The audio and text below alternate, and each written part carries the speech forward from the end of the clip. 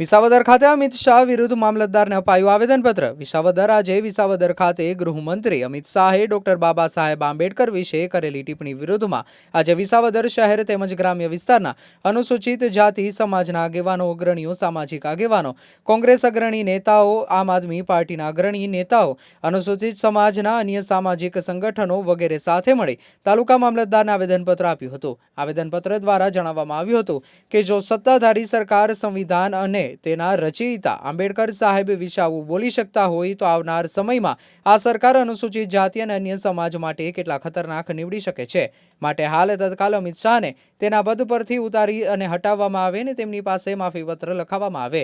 વિશેષમાં આગેવાનો દ્વારા પણ જણાવવામાં આવ્યું હતું કે હવે અનુસૂચિત સમાજ જાગૃત થઈ આ સરકાર સામે ઝઝૂમવું પડશે નહીંતર આવનાર સમયમાં આજ સમાજ માટે ભયંકર આવી શકે તેમ છે। આ તમામ બાબતે અમિત શાહ સામે તુરંત પગલાં લેવામાં આવે તેવી વિસાવદર તાલુકા અનુસૂચિત સમાજની માંગ ઉઠી રહી છે। નહીંતર આવનાર સમયમાં ચૂંટણીમાં સત્તાધારી પક્ષ આના માઠા પરિણામ ભોગવવા તૈયાર રહે તેવી સંભાવના પણ જાણવા મળી રહી છે। રિપોર્ટર શ્યામ ચાવડા, વિસાવદર। અપમાનિત કરવા માટેના જે શબ્દોનું ઉચ્ચારણ કર્યું છે એના વિરોધમાં આજે વિસાવદર તાલુકા અનુસૂચિત જાતિ સેલ અને આમ આદમી પાર્ટી અને કોંગ્રેસ દ્વારા અમિત શાહ વિરુદ્ધ પગલાં ભરવા અને પાર્ટી દ્વારા એમની સામે શિક્ષાત્મક પગલાં લેવા એ માટેનું આવેદનપત્ર આપવામાં આવ્યું છે।